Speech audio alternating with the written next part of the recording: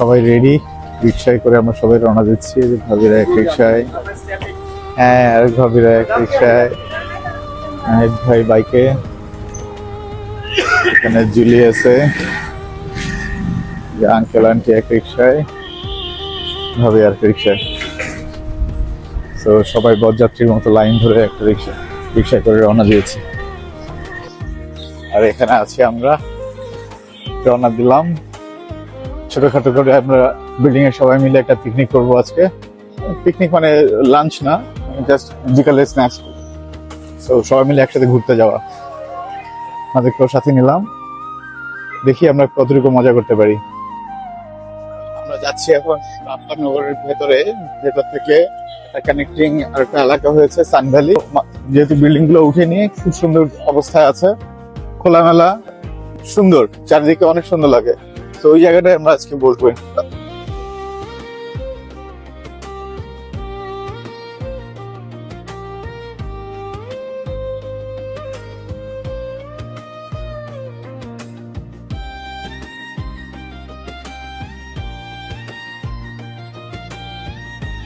আমরা প্রায় চলে এসছি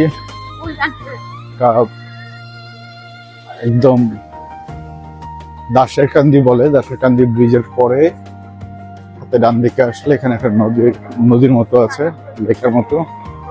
আর ওই যে দেখা যায় চায়না প্রজেক্ট। এখানে আসলে দেখবেন শত শত মানুষ বিভিন্ন ভাবে বসে এনজয় করছে সময়টা। ও আমাদের এখানে বিছানাপাতি পাতা হয়ে গেছে, নাইস।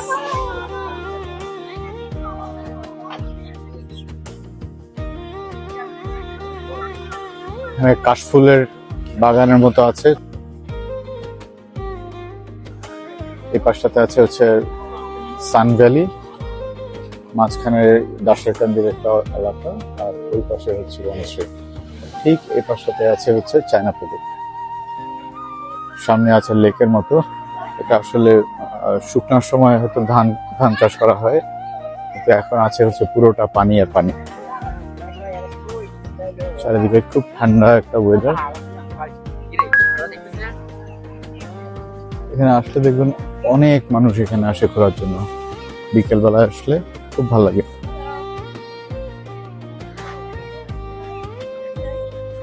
বিশাল এরিয়া, একসময় হয়তো এগুলো ভরাট হয়ে যাবে, বিশাল বিশাল অট্টালিকা।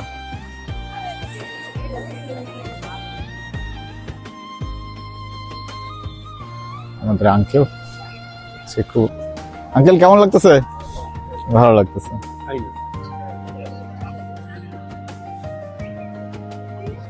ঢাকায় আসলে আমরা যারা থাকি তারা সবসময় নিজেদের কাজকর্ম নিয়ে এত ব্যস্ত থাকি, প্রতিবেশী যারা আছেন তাদের সাথে ঠিকমতো কথা বলাই হয় না, ঘুরতে যাওয়া তো দূর কি বাত।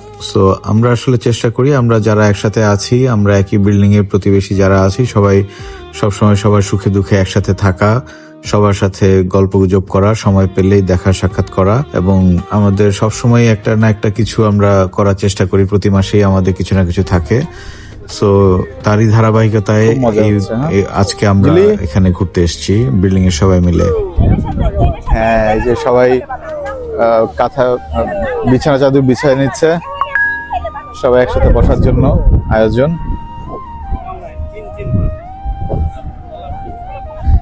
আমাদের সবচেয়ে বড় মেহমান রিমি, কেমন লাগছে?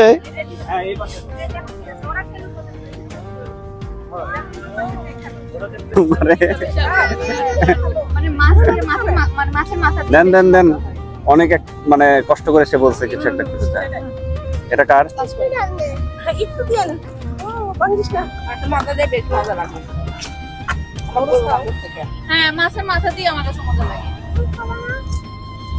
না, তোমাকে অল্প দিয়েছে, অল্প। ওকে, এটা কার? ভাবিরটা দেন। আমরা তো বাড়িতে গেলে খাই। আমার ভাই বলে কি, মা আমি একটা মাছ পুরাটাই এনে দেবো, নিয়ে আসবো, পুরাটাই দিয়ে দেবো। আমি আলু কাটি কিছু কারো লাগলে যেখানে আছে না ম্যাটেরিয়াল না, ফুচকা লাগবে, ফুচকা দেন। দরকার হলে ফুচকার মিনিমাম আছে ঢুকায়ও খাইতে পারেন। ফুচকা নিছেন আর নিবেন? ওই আঙ্কেল খাইছে না তো। না না আনছি আনছি না, আমি ফুচকা। যা ফুচকা নিবা আহো এটা ফুচকা না টেস্ট করো।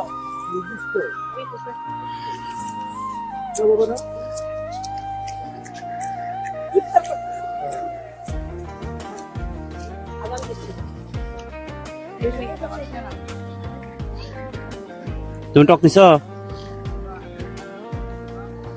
কেমন হয়েছে জিলে? এই চটপটি কে করছে? আন্টি করছে? উল্টা পাল্টা খাইলে কেন? আর এটা হচ্ছে তাজিলা ভাবি, আগে মিষ্টি খেয়ে তারপর টক খাইও। এটা কাঁচা কাঁচা খাওয়া হয়ে গেছে। এটা জুলির নুডলস। আর এই চটপটি হচ্ছে আল্লাহ, এটা কি স্টাইলে নেওয়া হচ্ছে ভাই?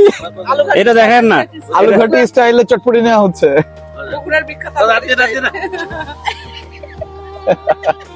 সব বাংলা স্টাইল। হ্যাঁ এটার দাম ভাই 10 টাকা করে প্লেট। 10 টাকা? হ্যাঁ, কারণ 10 টাকা, আমরা 10 টাকা এখানে আমরা বিক্রি করে হাইজিন ফেলি। অতটা আছে কিছু বাকি মেইনটেইন না, করতে সব পারছি শেষ। না।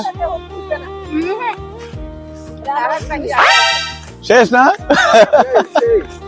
ভাই আরেকটু লাগবে নাকি? এটা আমারটা দেখো ভাই মশুর ভাই আরেকটু দেই, একটু নেন। জুলি কি খাচ্ছ? ফুচকা হয়ে গেছে ফুচকা? পুডিং ফুচকা খাচ্ছ? চটপটি দিয়ে ফুচকা খাচ্ছ? আর নিবা? এটা আমাদের কমপ্লিট হচ্ছে না, এটা আমাদের চটপটি দিয়ে আছে তো, এই যে এটা চামচ না, আলহামদুলিল্লাহ আমরা সবাই খুব মজা করতেছি। ওখানে এক্সট্রা চামচ আছে। আমাদের সাথে আঙ্কেল আছে।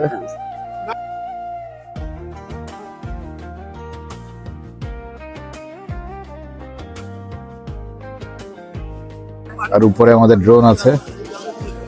ও ডিম দেই নাই আব্বু। এটা তুমি নাও। আমি নিয়েছি কিন্তু সন্ধ্যা হয়ে আসছে। এটা আপু একটা দিতে যাও।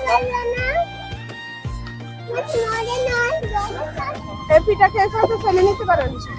একটা দেন পিঠা, একটা একটা একটা না, এতগুলো লাগবে না। অনেক খাওয়া হচ্ছে। এরপরেও আমরা ভাত ছাড়া কিছু চিন্তা করতে পারি না।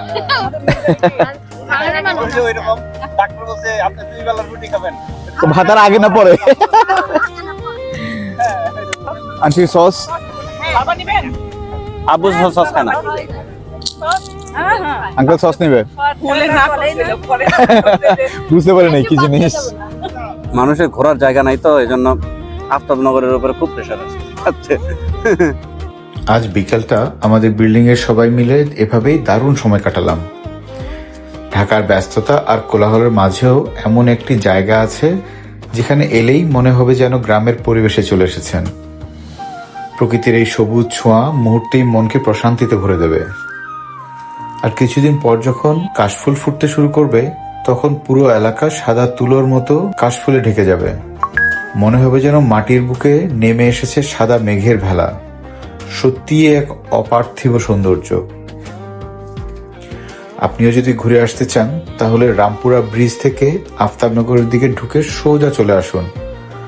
সুন্দর এই জায়গাটি সানভ্যালি এলাকার ঠিক শুরুতেই। আফতাবনগর গেট থেকে রিক্সা ভাড়া 60 থেকে 70 টাকা নিতে পারে।